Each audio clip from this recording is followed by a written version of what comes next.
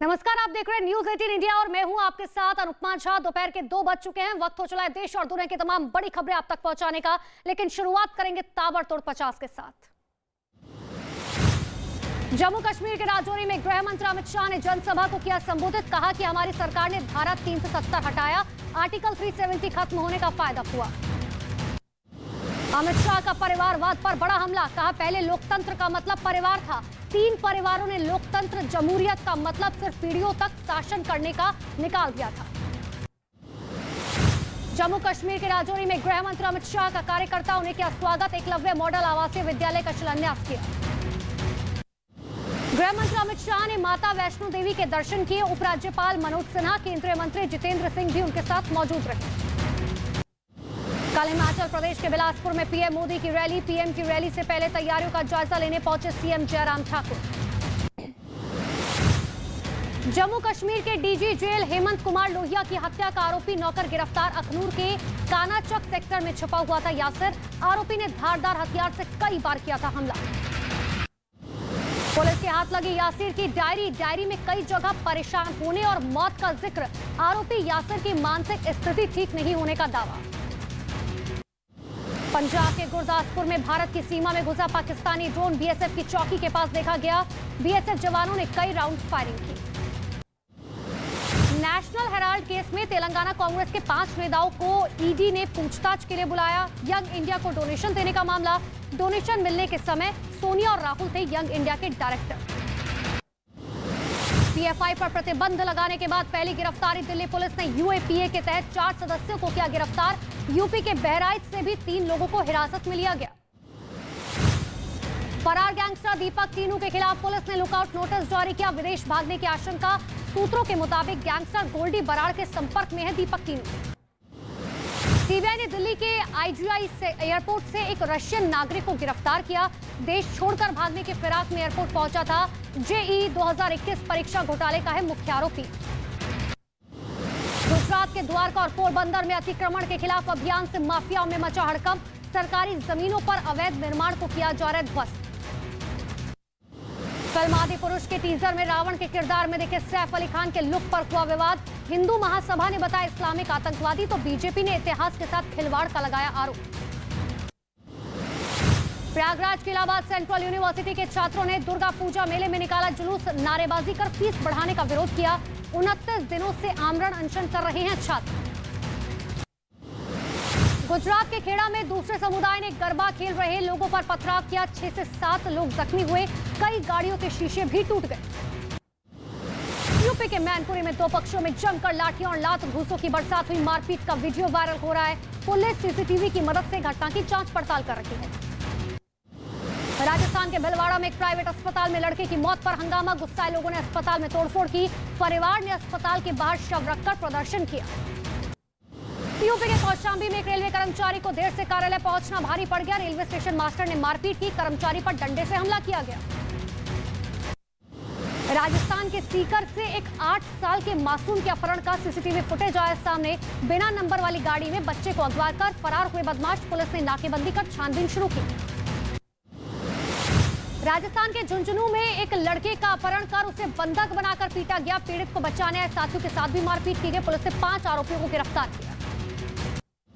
बिहार के गोपालगंज में गाना बजाने को लेकर महिलाओं में मारपीट। 3 महिलाएं घायल। पूरे इलाके में तनाव बढ़ा।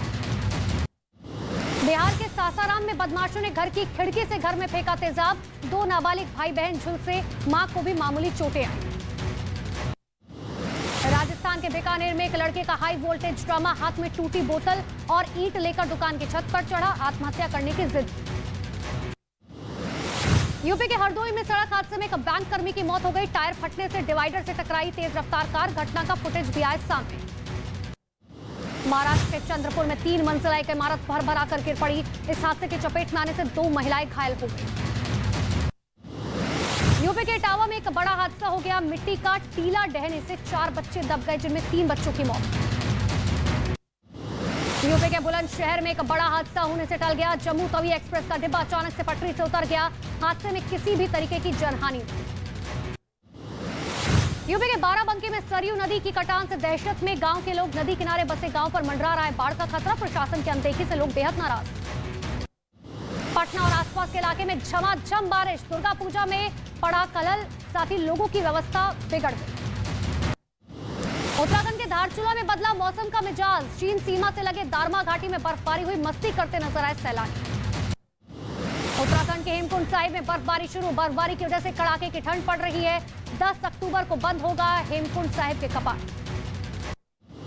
संचार मंत्री अश्विनी वैष्णव ने मोबाइल फोन का किया ड्रॉप टेस्ट, जमीन पर मोबाइल गिराने के बाद भी नहीं टूटा। मेक इन इंडिया के तहत बनाया गया है मोबाइल फोन। नवरात्र के आखिरी दिन आज देश भर में महानवमी की धूम, मंदिरों में श्रद्धालुओं की भारी भीड़, मां दुर्गा का लोगों ने लिया आशीर्वाद। 2 दिन के उत्तराखंड दौरे पर देहरादून पहुंचेंगे रक्षा मंत्री राजनाथ सिंह, सेना के जवानों के साथ मनाएंगे दशहरा। महानवमी पर गोरखपुर के गोरक्षपीठ में सीएम योगी आदित्यनाथ ने किया कन्या पूजन, श्रद्धालुओं को खिलाया खाना। महानवमी के मौके पर मध्य प्रदेश के सीएम शिवराज सिंह चौहान ने किया कन्या पूजन, पत्नी के साथ मिलकर कन्याओं को खाना खिलाया। शारदीय नवरात्र की नवमी के मौके पर देहरादून में उत्तराखंड के मुख्यमंत्री पुष्कर सिंह धामी ने की पूजा, बीजेपी कार्यालय में धामी ने किया हवन पूजन, घर पर भी पूजन किया। मुंबई के नजदीक ठाणे में लोकल ट्रेन में एक दिन पहले मनाया गया दशहरा, ट्रेन को गुब्बारे और फूलों की मालाओं से सजाया गया, महिला यात्रियों ने प्लेटफॉर्म पर किया गरबा। महाराष्ट्र के शिरडी में विजयदशमी के मौके पर 3 दिवसीय समारोह की शुरुआत, श्रद्धालुओं की लगी भारी भीड़। मेक इन इंडिया मुहिम में रिलायंस इंडस्ट्रीज की बड़ी पहल, सनमिना कॉर्पोरेशन के साथ ज्वाइंट वेक्टर हुआ तैयार, साथ मिलकर अत्याधुनिक इलेक्ट्रॉनिक्स हार्डवेयर का करेंगे निर्माण। आतंकवाद के मुद्दे पर पाकिस्तान फिर हुआ बेनकाब, कश्मीरियों ने सीमा पार आतंकवाद के मुद्दे पर यूएनएचआरसी में अपनी आपबीती सुनाकर पाकिस्तान की पोल खोली। परमाणु हमले की धमकी के बाद यूक्रेन युद्ध पर और सख्त हुए पुतिन के तेवर, रूस की न्यूक्लियर फोर्स ट्रेन के जरिए यूक्रेन की सीमा की तरफ रवाना होने का दावा। रूसी रक्षा मंत्रालय का बड़ा दावा, रूसी सेना ने यूक्रेनी कब्जे वाले कई क्षेत्रों को तबाह किया, सैन्य वाहनों को भी नुकसान पहुंचाया। ईरान में हिजाब के खिलाफ बढ़ते विरोध प्रदर्शन के बीच खुलेआम फायरिंग, सिक्योरिटी फोर्सेस के जवान ने लोगों को डराने की कोशिश की, अब तक 92 से ज्यादा लोगों की मौत। ईरान की राजधानी तेहरान में महिलाओं का प्रदर्शन जारी, महिलाओं ने कहा हम अब इस्लामी गणतंत्र और नहीं चाहते हैं। अफगानिस्तान में छात्राओं पर हुए फिदायीन हमले के विरोध में महिलाएं सड़कों पर उतरी, महिलाओं ने शिक्षा हमारा हक के नारे भी लगाए। नॉर्थ कोरिया ने जापान के ऊपर से दागी बैलिस्टिक मिसाइल, 10 दिन में नॉर्थ कोरिया ने 5वीं बार टेस्ट किया। फ्लोरिडा के आइलैंडों में तूफान से तबाही, बढ़ते जलस्तर के बीच फंसी एक महिला, रेस्क्यू टीम ने सुरक्षित बाहर निकाला। और उज्बेकिस्तान में एक केमिकल फैक्ट्री में अचानक लगी आग, आग लगने से हुआ विस्फोट, कड़ी मशक्कत कर आग पर काबू पाया।